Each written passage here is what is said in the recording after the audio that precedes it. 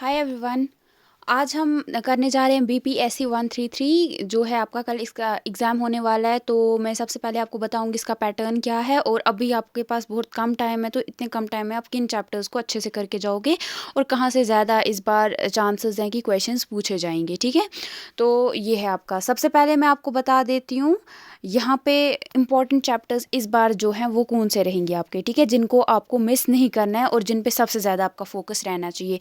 सबसे पहले आपको आपका जो पहला जो है आपका जो चैप्टर है जिस पे आपको फोकस करना है वो है comparative analysis, nature, scope and utility. ये आपको मिस नहीं करना है इस बार। टोटल मैं 8 आपको बताऊंगी, फिर आपको उसके बाद भी मैं कुछ ऐड करूंगी, वो आप देख सकते हो। तो सुबह तक आप ये 8 चैप्टर्स पढ़ के तो जा सकते हो, फिर अपने वर्ड्स में वहाँ पे लिखने हैं आपको।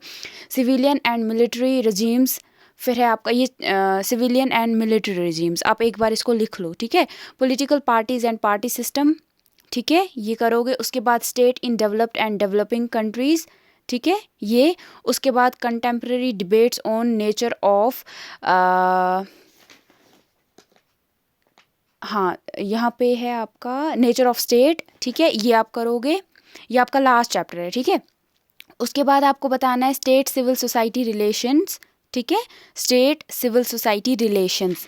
मैं आपको बताती हूँ कौन सा है, ठीक है, एक second. State civil society relations, ये है आपका चैप्टर 11, ठीक है, ये यूनिट 11 है आपका, ठीक है, ये आप करोगे। उसके बाद है आपका methods of comparative political analysis, ये है आपका यूनिट 2, ठीक है, ये आप करोगे। ये है आपका यूनिट 2। उसके बाद है आपका डेमोक्रेटिक रजीम्स, ये है आपका डेमोक्रेटिक रजीम्स है आपका। मैं आपको बताती हूँ, ये है आपका, यहाँ कहाँ से पूछा गया है ये है आपका यूनिट 3 जो है ना, अथॉरिटेरियन एंड डेमोक्रेटिक रजीम्स। पिछली बार इन्होंने अथॉरिटेरियन के बारे में पूछा है, तो इस बार ये डेमोक्रेटिक रिजीम्स के बारे में पूछ सकते हैं, या दोनों के एडवांटेजेस क्या है या डिसएडवांटेजेस क्या है, या इनमें क्या डिफरेंसेस हैं, ठीक है, ये आपको पूछ सकते हैं ये लोग। हो गया आपका ये वाला। सॉरी, थोड़ा मैंने बीच बीच में मैं अटक गई, वो क्योंकि मैं आपको बुक में से देख के बता रही थी ना, तो मुझे देखना था, क्योंकि एक जगह पर मैंने लिख के रखा है, तो फिर मुझे आपको इजी बनाने के लिए बताना था ये कौन सा यूनिट है, इसलिए मैं थोड़ा अटक रही थी बीच में। उसके लिए सॉरी अगर आपको अजीब लगा होगा, तो उसके लिए। तो ये है आपके कुछ इंपॉर्टेंट, ठीक है, ये इन पे आपको बहुत ज़्यादा फोकस करना है। ओके, अब हम देखते हैं पैटर्न आपका कैसा था पिछली बार और इस बार कैसा रहेगा।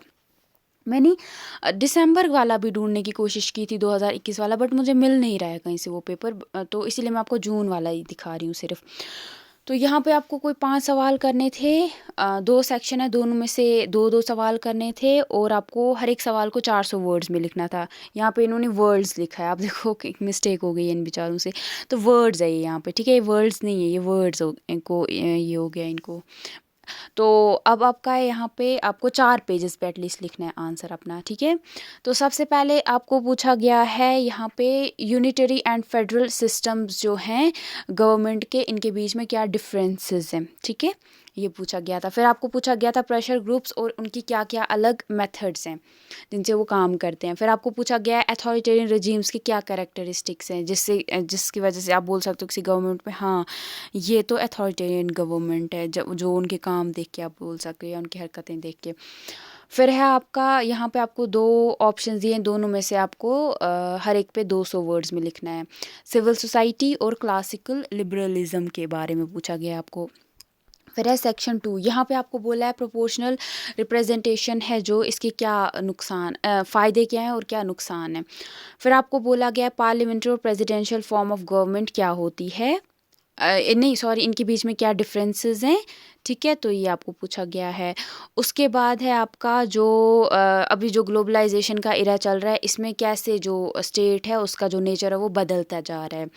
फिर आपको वापस से ऑप्शन है फेमिनिज्म और हिस्टोरिकल मेथड पे आपको लिखना है, दोनों पे लिखना है आपको 200 वर्ड्स में, ठीक है, टोटल 400 वर्ड्स में, वो वहीं फिर बात पहुंच जाती है, बट इतना है कि आपको शॉर्ट में लिखना है आंसर, तो आपके पास टाइम फिर बच जाता है। तो ये है आपका, ठीक है, ये था आपका। तो इम्पॉर्टेंट चैप्टर्स मैंने आपको बता दिए हैं कहाँ से आपको करना है। अब मैं आपको एक बहुत इंपॉर्टेंट असाइनमेंट बताने वाली हूँ जो आपको बिल्कुल नहीं छोड़ना है, जो आपको करके जाना है, ठीक है, जहाँ से क्वेश्चंस रिपीट हो सकते हैं। ये है जो असाइनमेंट, ये है 2024 वाले बच्चे हैं उनके लिए था ये, ठीक है। तो यहाँ से जो इम्पोर्टेंट क्वेश्चंस है ये हम देखेंगे। देखो यहाँ पे क्या पूछा है इन्होंने आपको, examine the characteristics features of democratic regimes. यहाँ पे आपको मैंने क्या बोलता, डेमोक्रेटिक रिजीम्स में आपको इस बार थोड़ा फोकस करना पड़ेगा। तो ये है आपका, क्योंकि पिछली बार इन्होंने अथॉरिटेरियन पे पूछा था, इस बार ये डेमोक्रेटिक पे पूछ सकते हैं, तो ये आप करोगे। और आजकल जो डेवलपिंग स्टेट्स है उनको क्या चैलेंजेस फेस करने पड़ रहे हैं।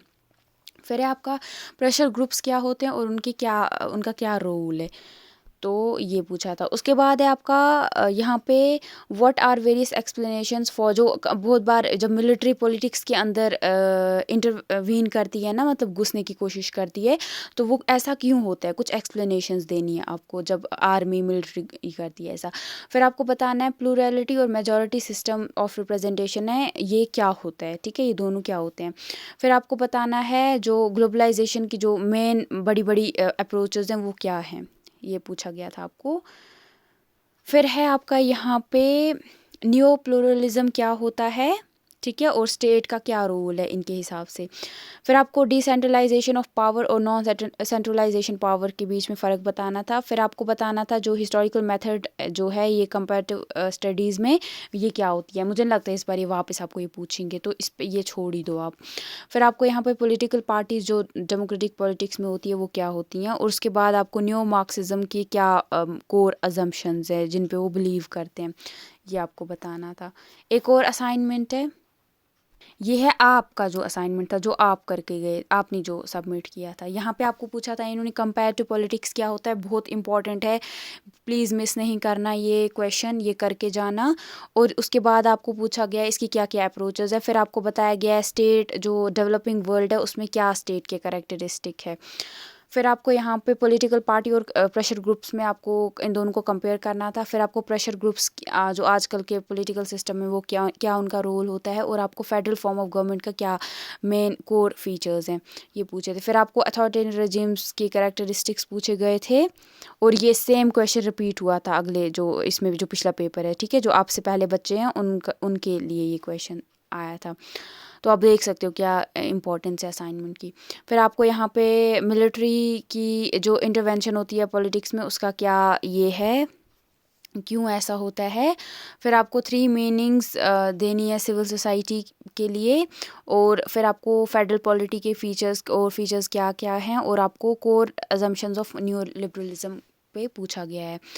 तो ये आपके पूछे गए थे, ठीक है। तो अब देखो मैं आपको ये क्यों बता रही हूँ, अब आपको अब ऐसा बहुत सारे बच्चों को लगता है कि जो मैं आपको बताती हूँ वो सारा रिपीट होगा, तो पहले तो ऐसा होगा नहीं, और बहुत कम चांसेस है कि मतलब सारा रिपीट हो। और हम आपको भी पता है, मतलब बहुत सारे बच्चे होते हैं उनको लगता है मैंने आपको इतना बताया तो ये सारा का सारा रिपीट हो जाए, किसी को नहीं पता होता फ्यूचर में क्या होगा, इग्नो वाले क्या पूछेंगे। बट ये एक मेरा ये है कि जितना मेरे पास नॉलेज है उसके हिसाब से मैं आपको बता सकती हूँ कि हाँ इतना ये यहाँ से इन्होंने ये पूछा था, इस बार ये पूछ सकते हैं। तो ये एक ये होता है, मतलब आप एक अंदाज़ा लगा रहे होते हो, है ना, तो ज़रूरी नहीं है कि सारा आ जाएगा।